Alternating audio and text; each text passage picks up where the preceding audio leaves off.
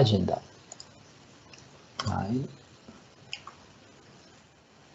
2020. Last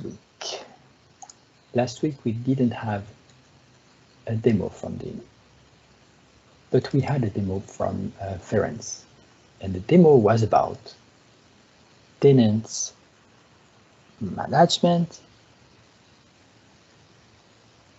tenants authentication. Okay, tenants cross tenants admin authentication, and another one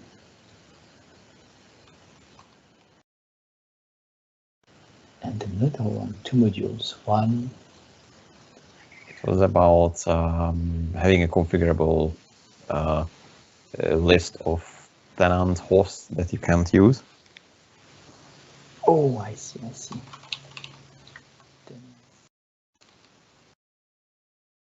Host allow list. The deny list, but yeah. Okay. Today demos. I would have a pretty long one. Oh. And I will have a short one. Oh.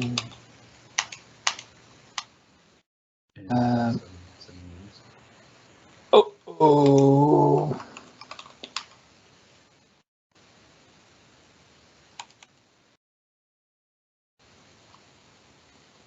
Topics.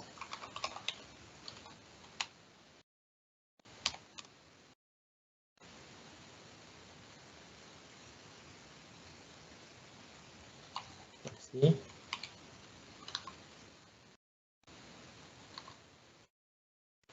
Okay. Yes.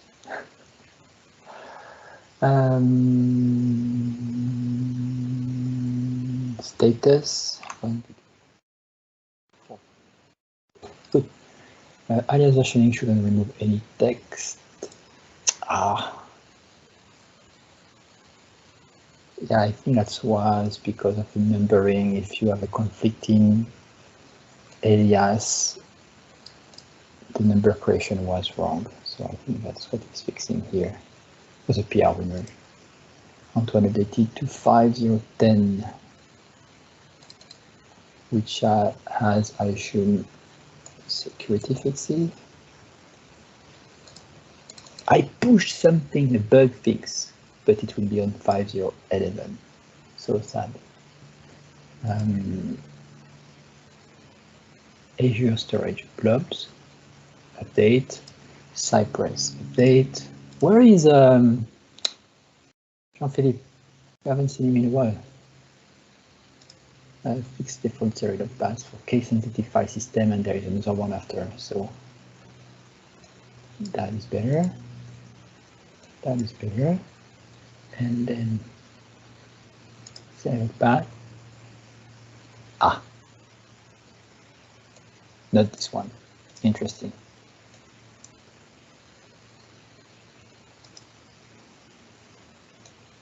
Interesting. New contributor Andrew Carney.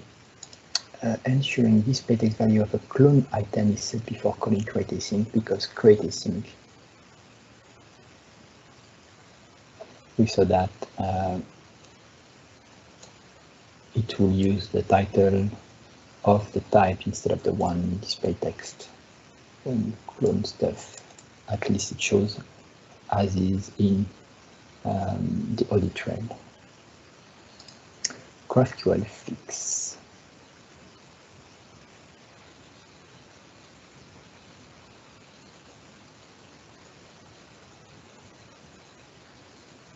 Go to sync.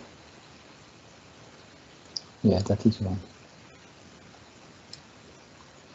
Wait. Oh, no, that's not what is wrong. What is wrong is that, load async here in this case takes an array of IDs. And because it's an array of IDs, if one of them doesn't exist, it will be a null placeholder. So you might get a collection of values with null values inside. So here is just removing all the null values. Okay, this API is weird because it's a list of IDs in this case. And this method respects the order of the IDs you passed. And if one of them is null, then it has to put a placeholder of null. So if you ask for 4 IDs, then you will get 4 values and maybe some nulls. Update placement for DashboardWidget for LiquidPart and MarkdownBodyPart. Wrong copy paste.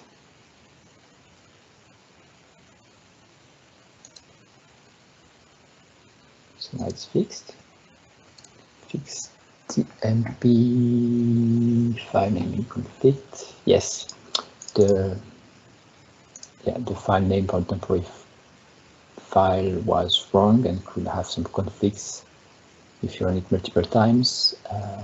So here it's using the name of the temporary folder as the name of the file. So there is no conflict.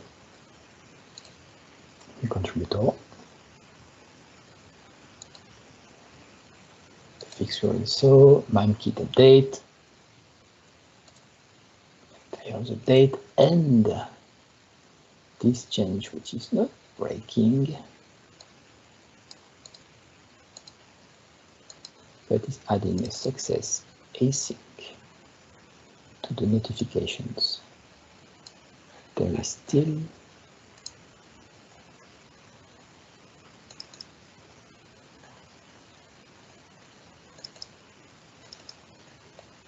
so add, but now add async.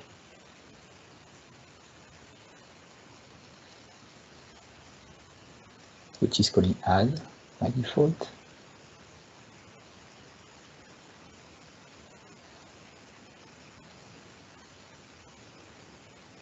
In case you already implemented add and not add async. But this one is marked obsolete, so next time you build, it will tell you what to do.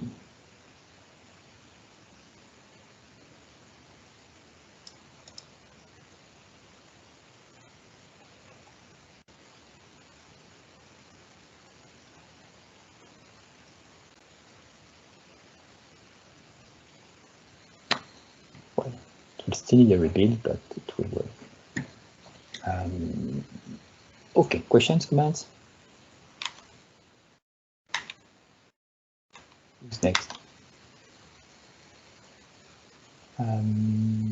Zoltan first. All right. Just a sec. Let me sharing the links because that's what you do. Yes, but even before that, I will actually switch screens. This takes a bit of time. But yeah, here's one link and here's another one. But the juicy stuff is rather on my screen, which you should be able to see now. Is it all right? Yes. Okay, great. So a project of ours that we have recently open sourced is this UI testing toolbox. What are we talking about? So obviously automated testing is a good thing, and if you take a look at a textbook about that, then you should build a testing pyramid where at the bottom you have a lot of unit tests and you have progressively higher level, more integrating tests, fewer and fewer, until you have manual testing, which should be the least amount. Now, unit testing, everyone knows here, and that's quite straightforward. You need XUnit or something like that for that, and some mocking framework probably, but otherwise you are good to go. Now, if we go beyond code integration testing and arrive at UI testing, then things get a bit more complicated. What I mean by UI testing here is an automation that clicks through the web application in a browser. One of the most popular frameworks for that is Selenium, that I guess everyone is familiar here too, which does exactly that. So you basically get an API to instruct a browser. We are usually doing it with Chrome, but every major browser is supported. And we have done here with this UI testing toolbox is providing a lot of features on top of Selenium for Orchard core.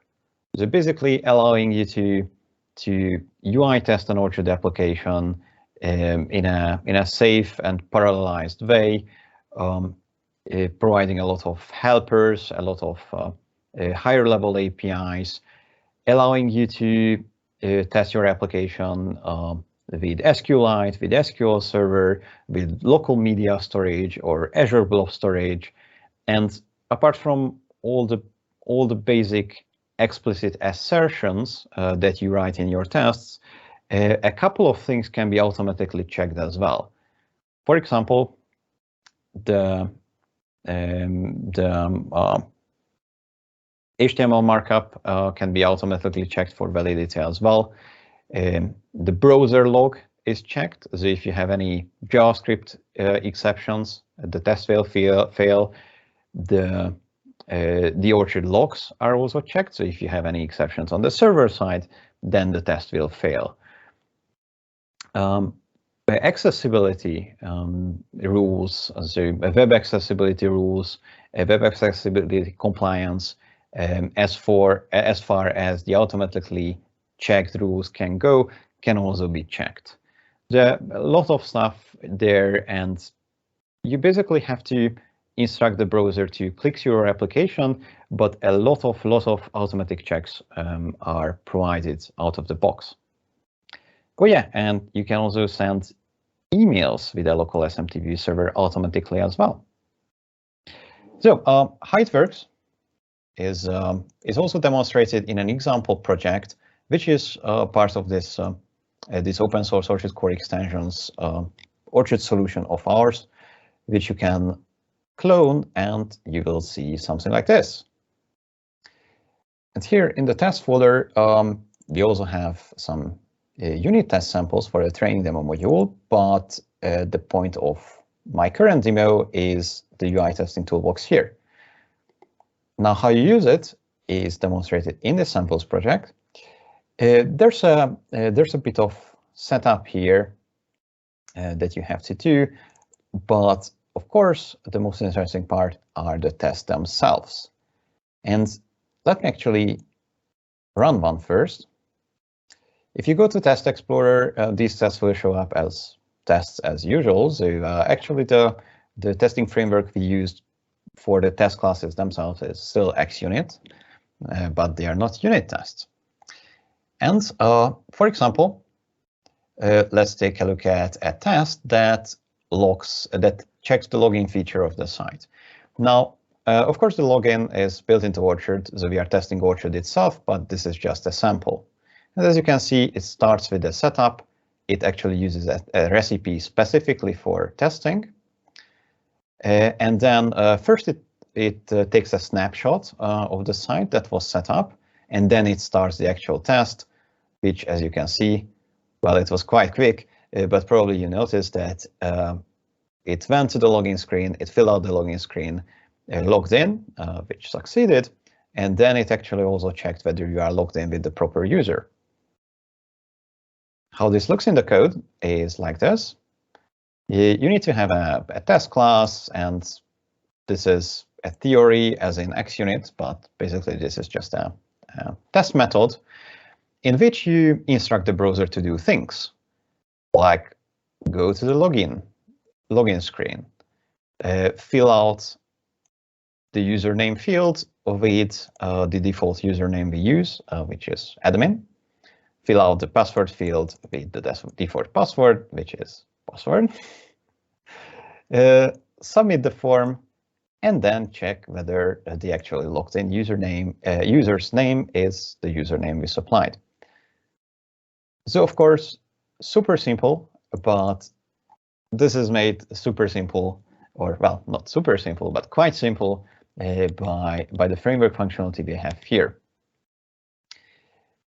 We also have a couple of other sample tests here, progressively more complex, including one that checks for accessibility, which is pretty much as simple as telling the UI testing toolbox to run accessibility checks.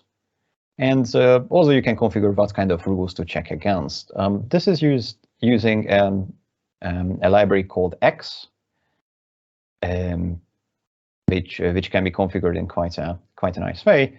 For example, you can say that, okay, I don't want to check for the color contrast rule, which means that for people who have impaired sight, it might not be able to read everything properly on your website. Now, these rules are disabled just for the sake of this sample, because this is actually testing the default theme of Orchard, which is not accessible in this aspect. But for your own application and your own theme and your own front end, you'd configure it appropriately as well. There are a couple of other tests. One sample that sends emails as well. This is possible with a local host SMTP service that is started automatically behind the scenes as well. You just have to enable it. And while the basic tests here are executed via SQLite, SQL Server can be used as well. You just have to configure that too. So a lot of variations, a lot of stuff built in. You can quite quickly build a lot of smoke tests, since UI tests are good to pinpoint any issues that users may face. Now, of course, they are also very expensive in terms of runtime. So it needs to run a browser. Of course, it needs to run the application. If you have many tests, then they can run in parallel, but that also means that you have to run many applications and many browsers in parallel.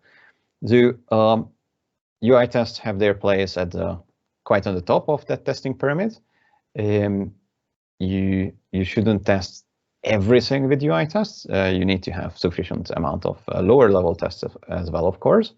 But UI tests are also the ultimate test as far as the application itself goes, because any mistake you made should eventually, in some way, show up on the UI, meaning also web APIs, so not just a graphic user interface. So that was in a nutshell. What do you think?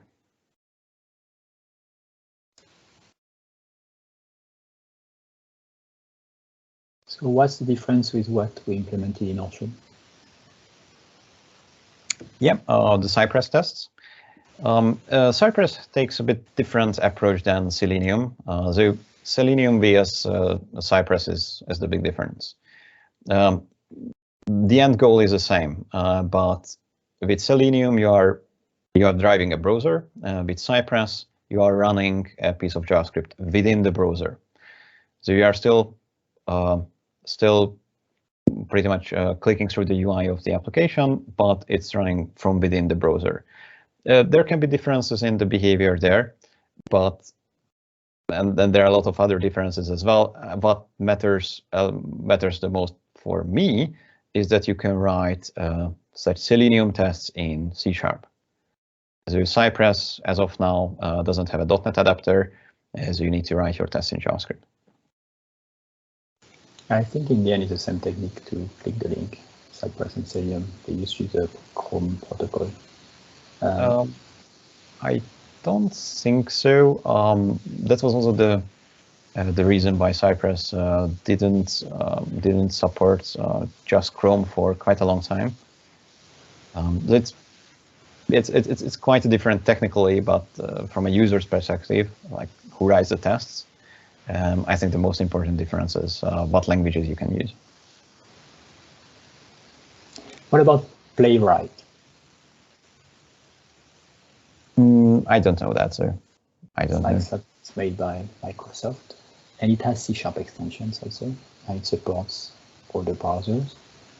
And it doesn't require, it works like Cypress, doesn't require a server, an instance like Selenium does, I believe, because we have that in ASP.NET, and that's a pain on the CI to have it working all the time. And I think we require Java just because of Selenium. Is it possible? Not really. This is self-contained. So everything that we run here is either .NET, either a .NET library or a .NET tool, meaning the .NET command line, and a browser.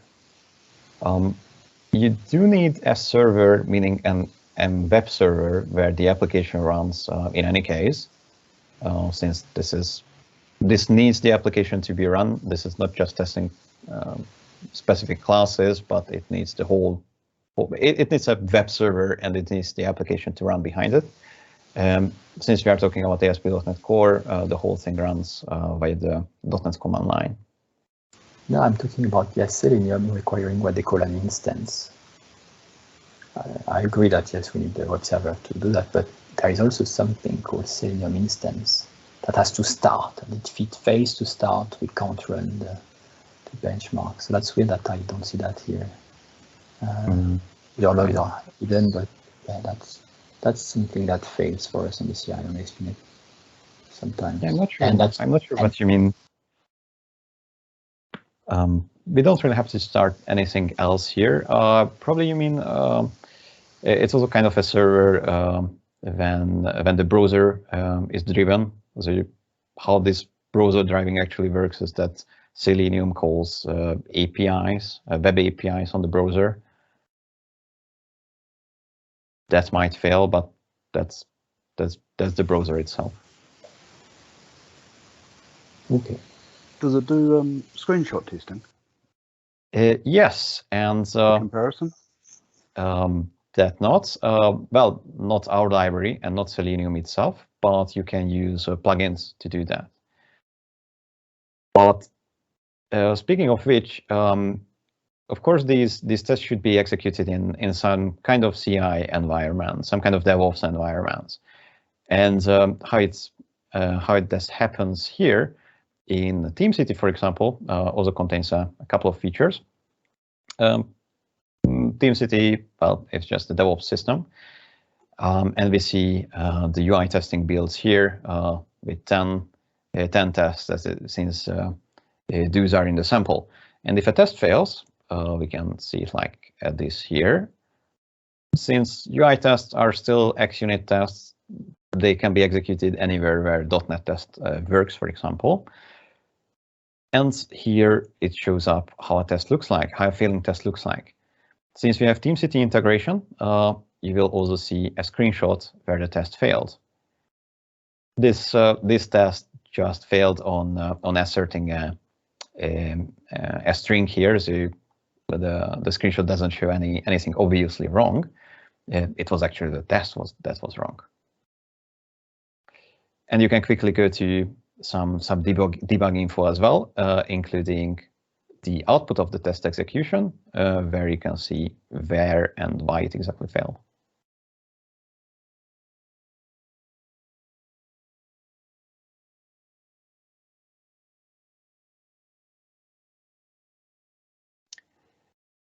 And here's where we actually start Orchard.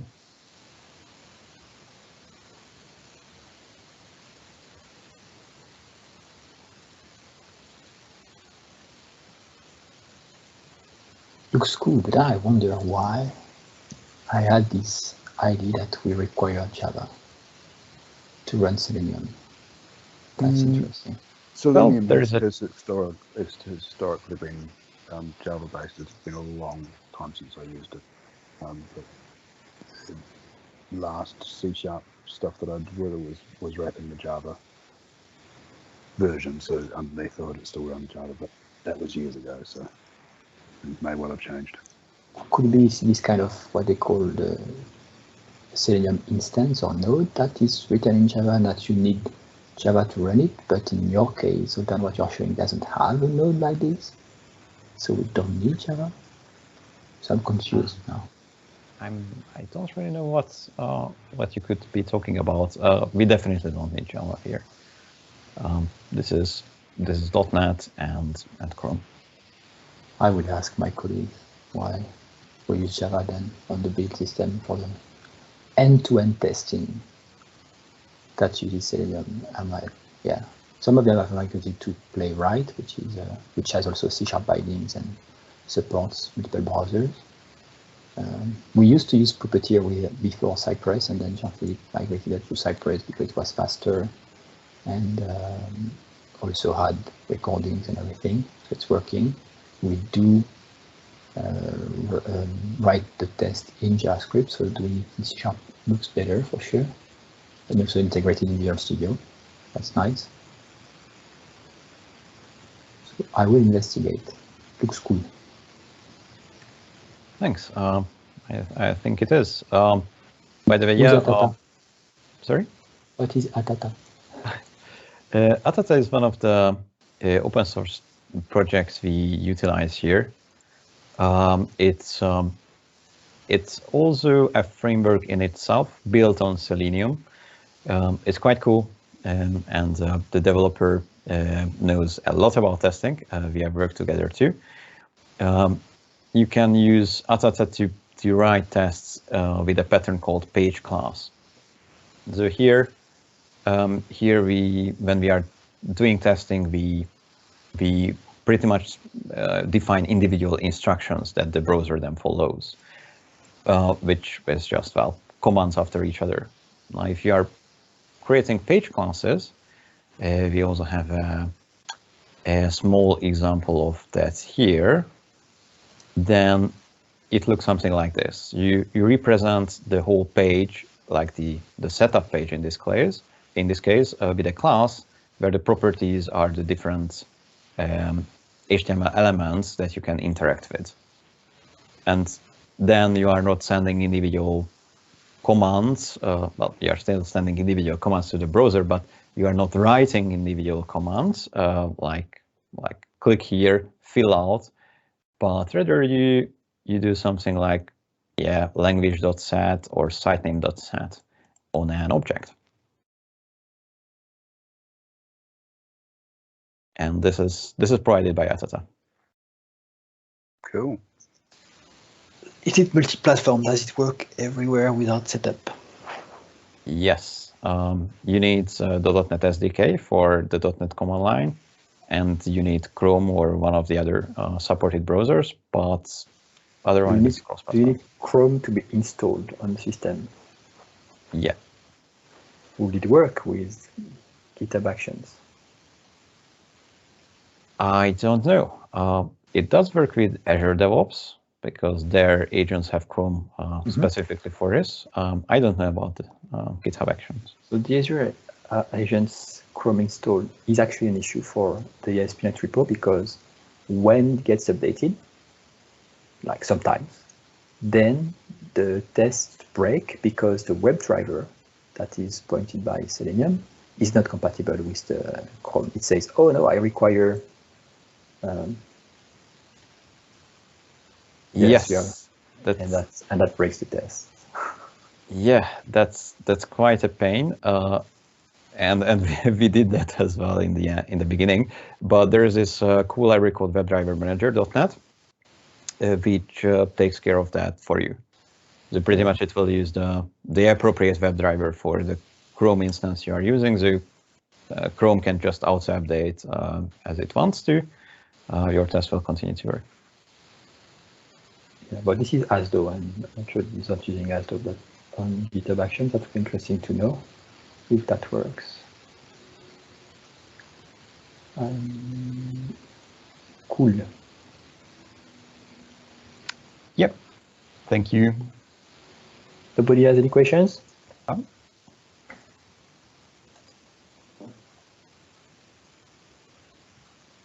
Awesome. Din. Sure, let me share my screen.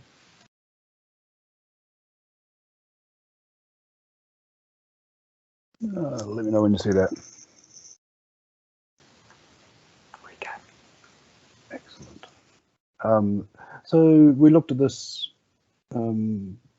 little demo a couple of weeks ago. This is a feature to allow you to restrict some tenants from having certain features or to being allowed to enable certain features or certain themes, and then allow other tenants to have access to those features. So just updating it as we kind of talked about last couple of weeks ago. So using a feature called tenant profiles. So you can see here I'm on the default tenant, which is the only one that can actually set these profiles, obviously. And in the blog instance, we now have an optional box here to select a profile. And you'll see on the blog 1, I've got the restricted profile. On the blog 2, I've got no profile, which means that when we go to blog 1, we don't, in this case, have the admin templates that would normally be available. Whereas when we go to blog 2, we're allowed to use the admin templates feature. For some particular reason, I picked on templates because they're easy, because they have 2 strings that are reasonably common. So how these are configured is through a new feature which is only available on the default tenant called tenant feature profiles, which is a feature in itself, so you don't have to use this. And then I've got 2 profiles here, the all profile, which just allows everything through, and in this case a restricted profile, where we can set the rules that we want to use. So it's an array here of the various rules. You can have as many as you like, and you can have the 2 different types of rules. So rule is by default we have an include and an exclude rule. You can extend those if you want to write your own. And we apply an expression. So it is based, the expression is always based on the feature name, but can include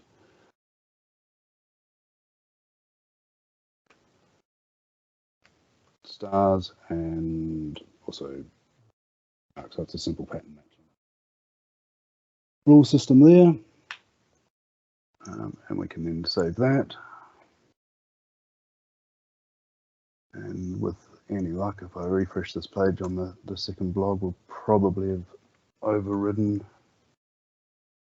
the exclude. So what we did here is we excluded the admin template, we excluded the agency theme, and then we decided to include all of the templates again, because why not?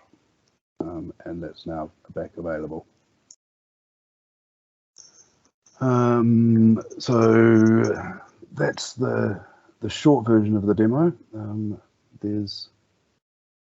I'll take some questions on that, and then there is another part of it that I wanted to talk about, which is the autocomplete we've got here from the Monaco editor. What's the initial list? Empty or full? Empty. So you don't need to exclude them. So if you add a new one, it's just empty. No, what I mean is that if you execute that, what's the result? Everything or everything? None? Everything. So it's full. The default is all profiles. All features. That's what I mean. So then that's why you start by excluding stuff. And if you want to clear, we need to say exclude star, and then you can start including. If you want to be opt-in, okay. Yeah. So that would be the exclude everything, and then it would just be include. Probably slightly more complicated to build up something where you exclude everything, but the pattern matching is quite useful depending on how you name your modules. If you have like some modules that are for specific customers or for specific tenants, then you can exclude all the other ones. And then you said that you were about to talk about these extensions to the editor.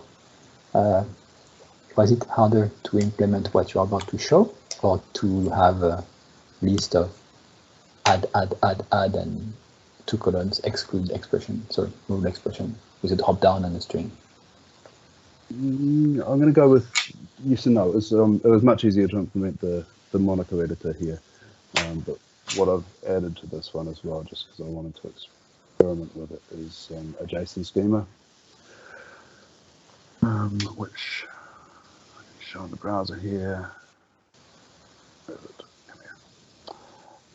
So I had a JSON schema here, which is dynamically built. Oh, and this the is raw what, JSON schema there, and not a URL to a schema. Interesting.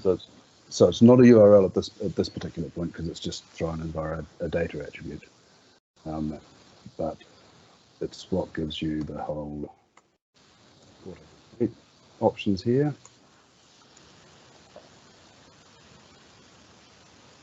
Here.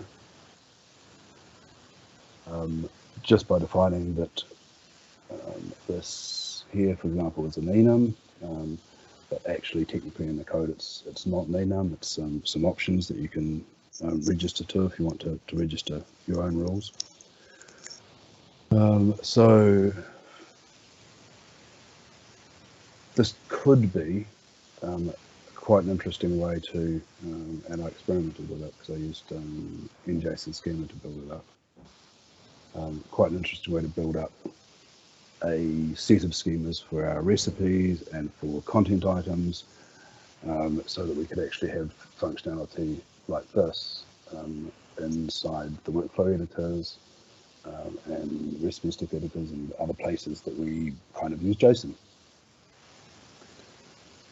So I wanted to have a little bit of a talk about that because pretty much all of the code that builds up this schema is very similar to a module that I talked about a long time ago, which is an open API module that I do, which generates dynamic schemas for content items, or content types, sorry, which then produces a Swagger document, and this Swagger document, the schema inside this, jump past all the controllers and onto the actual content types, maps directly to a JSON schema, so you can literally cut and paste this and put it into Monaco as a schema, or potentially add an endpoint via a piece of middleware or controller, so that you can just specify which content type you were looking at and load it up into the Monaco editor and have kind of full IntelliSense out of it, if that makes sense. Can you open the NJSON schema GitHub repository? You know if that PR has been merged.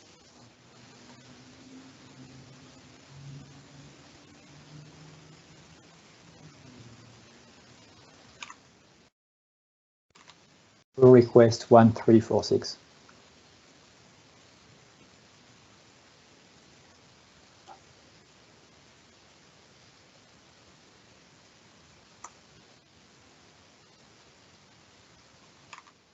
Is it there or was it on NSWAG? NJSON schema. This one. Yeah. 1346. We should merge it. And then We should merge it. Look at the benchmark. So Marco, who is a contributor on Gene, Fluid, and improving all the perf, he decided to create a PR to migrate NJSON schema from .liquid to Fluid because it's much faster. Look at the perf numbers. Like, so NJSON schema can generate code, and like you see, generating the C# code is minus 94%. TypeScript minus 97% time, just by switching, and even in allocation, it's crazy. So the only thing that blocks this PR, I think, is that it's compliant with Liquid, and .liquid is not compliant with Liquid. So it means that some templates would have to be fixed to work with Fluid. It's kind of an issue, I think. I think it will probably take at some point, and the guys seem pretty keen on it. Yeah. And that's the first step before also doing the same thing in Swagger and whatever. Yes. Now the NJSON schema that I'm referencing here doesn't actually take the reference to .liquid because it's not the code generation package. Yeah, I see what you mean. Otherwise, we would have that kind of issue. But the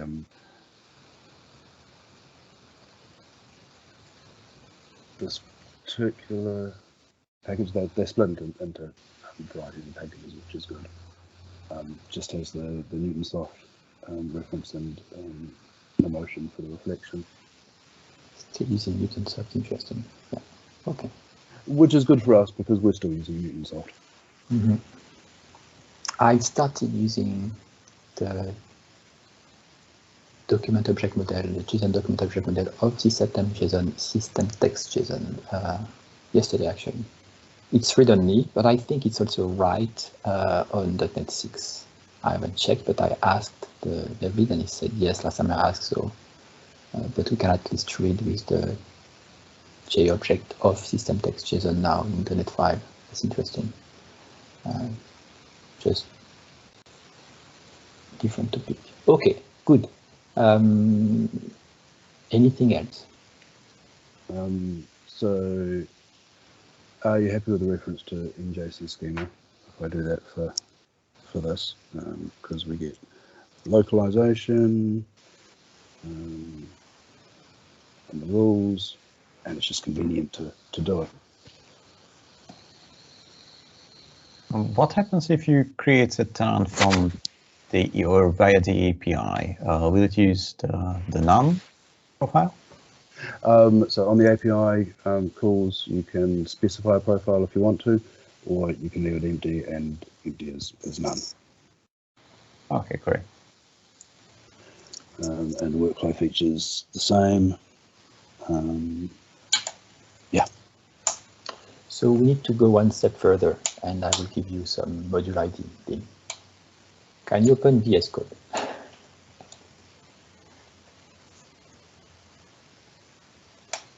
On your PC. Can you open the settings, the user settings, if you do Control-Shift-P and go to settings? User settings. I'm gonna have the wrong Control-Shift-P and type settings and open the user settings. Oh, there is a control dot maybe. Control dot might do that already.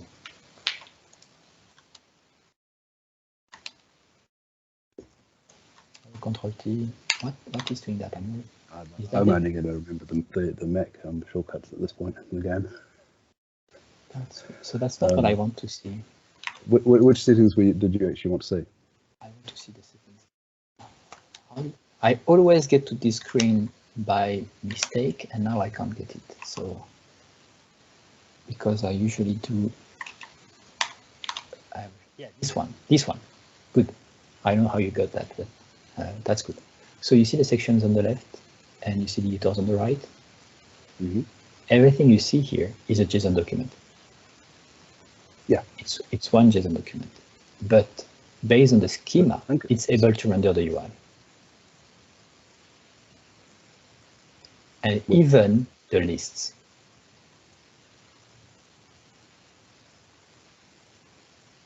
So it's like Orchard, right, for content management, but where you don't have to, well, it's kind of the same thing, like they have editors for each type of field or entries in the JSON document. And there are like very simple editors, like integers, list, text, string. Yeah, but that's interesting. That's something that will be even better than the JSON editor itself when you have a schema to be able to build a UI like this. And maybe there's a way to extract their logic to do that, because it's all on the client side, it's all JavaScript, and that will work also for us because you would edit the JSON on the client side, and when you submit, it submits the JSON. So it's like a different editor than Monaco editor, right? When you edit JSON. And yeah, it is because you're always working with JSON, and what you want to be able to do is post back as JSON the moment we're posting back as forms. You know, so and maybe if you can open the two windows side by side, maybe actually the changes are live. I'm not sure if it's still there. And if it was, I will not try it. Like the default settings of JSON, or is that the file that is the thing?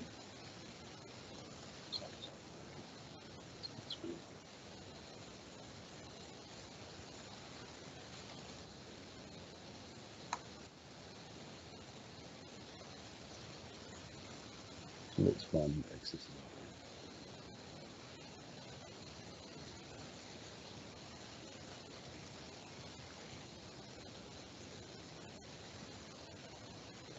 Or it's blue because it's changed. How do you say save? If you save on the right,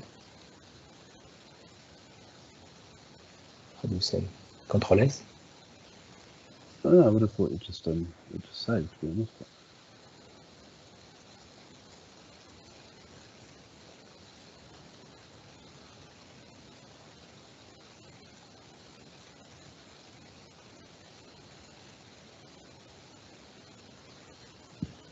I didn't save it's blue. Control S. Can you type Control S?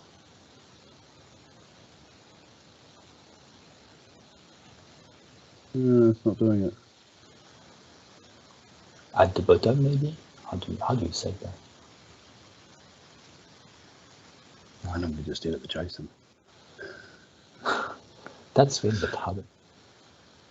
Maybe when you close it? No. Maybe it's not the same. Maybe it's not the same file. I don't know. Maybe this is just the default settings file. Well, yeah. But that looks great, right? You have the description, you have the type. It's like our hint or label, and then based on the type, you have different editors. So that's super nice. And then the structure of the file is in the index on the left. So it looks super nice when you have, to provide editor like this for JSON. It's like what we are doing for our JSON content item with custom editors when we did a content item, actually. Yeah, it's just a way of driving a UI from metadata, from JSON metadata. Yeah.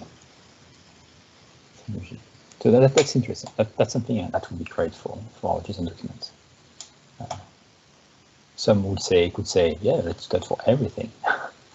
Everything on the client side, everything in JSON and with JSON schema, and then when you just edit the content types, you are just actually editing the schema. Then yeah. So yeah, we'll all get really good at writing YAML and JSON. cool. Okay, yeah, awesome. So that's where we're at Thank with you. that. In terms of other PRs, I am considering whether or not we can, whether we should do some middleware or a controller to actually put these schemas kind of live, so that you could actually just feed into them from various editors. So yeah, I believe it can be static files in the root of a module and then referenced by the API or something like that, like a resource. yeah, I mean, we could do static files for some of them, but content types, for example, aren't static, and recipes would change depending on which features are available, because you want to click the whole schema. Oh, I see. So the idea is to generate the schema based on the content type definition. I see. Yeah, which is what I do over here with this one, where it just generates the content type definitions based off all the different bits. Oh, okay, I missed this point. Sorry. So we can take those and use them in, say, a workflow here where you're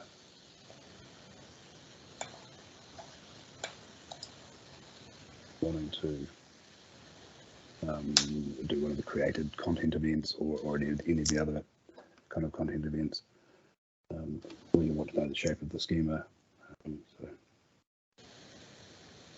the kind of thing that we could put here, not this one, so task, content,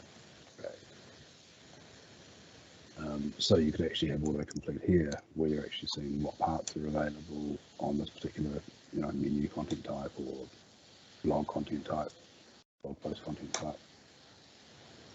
Which is kind of the thing that people struggle with a lot when they're starting out on Orchard, I suppose. Yes. So if we had an endpoint which we could call and get these definitions, then yeah, because you can reference other schema from a schema, right? And then when you have a field of a type, you can say, oh, the source for this type is there, and it's a dynamic API that will generate the thing for this type. Yeah. Reference here, which says that it's part of the content item, and the types. When you get further down into the types, the bag part, it's takes any of the content items in its items array. So yeah, you can continue to reference. So they all just become parts of the schema, or parts of the definition schema. Might be hard because then you need to have all your fields and parts expose the schema. Unless it's reflection based. Well, it's reflection. Yeah, I mean it is reflection based. So, this is literally all dynamic here. There's all the schemas here, and that's just reflection based because I use the in JSON. So when the schema is processing, I generate a default content field one, and then I start adding properties to it, or a default content item, content part, and then go through the registered options, generate for that scheme, then generate for that particular type, and cache it afterwards. So let's rebuild the content type definition with JSON schema. It has everything, it might be better, and then we can generate the UI dynamically, even if it's also pluggable, all on the client side. Let's do everything in JavaScript and call it and run it on Node and call it Descent. So, okay. Yeah. That's awesome. Cool. So ideas. Thank you. Can you write functional testing on that on the UI? I'm not really very good at writing tests. With Selenium and C#. Okay, all good. Comments, questions?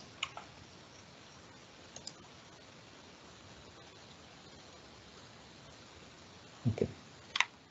Next, Antoine, you said you had an announcement to make. Are you sure you want to record it? Yes, it's yeah.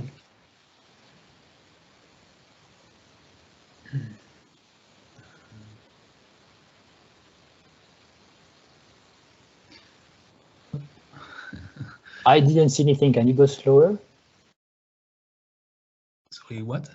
The screen you showed and you didn't want to show. Can you do it again? I didn't see anything. It was Teams. Okay. You were not supposed to see it. It was a conversation professional. I'm kidding. I'm kidding. Okay. So Facebook.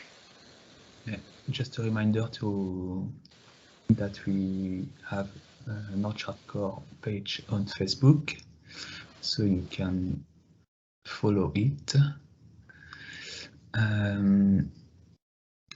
So I've been posting some Hardcore news, and now I'm taking a little social media break. So I added Sebastian and Zoltan as administrators. What about deleting this thing? And this way, no issues, no problem. We can. And I also added Gabor as an editor to be able to post some content on the page. So you said you already added me there? Yes. I didn't get any notification. You must have received an alert. Maybe you just did. So I used to post the YouTube meetings and this week in Orchard from Lombiq. And just confirmation is just in French because you are logged in with your account. Okay. Yes. Up. Don't know how it works if I'm not logged in. And you also have to be French to follow this page. It's still in French, interesting. So it's based on localization, well, location. Interesting. Zoltan, why did Lombiq publish a single website on SureOrchard among the 3 I shared? It's the nicest. And those will come as well. This was just the first one. Okay, takes time. Okay, good.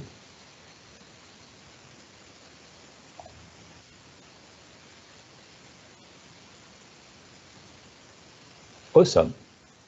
So we have a Facebook page. Honestly, I had completely forgotten we had a Facebook page. I knew at some point, but yeah.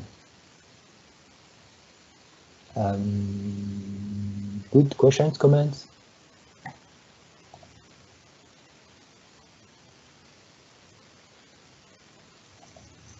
Okay, well, then that's it.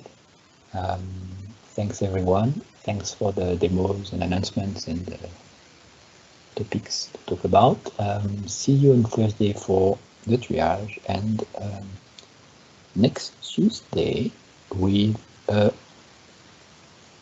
release maybe, because it will be the last week before the next month, so the last week of September, and we say we will ship an update on September. So I think we will try that next week. Okay. Thanks everyone. See you next week. Bye. Bye everyone. Bye bye.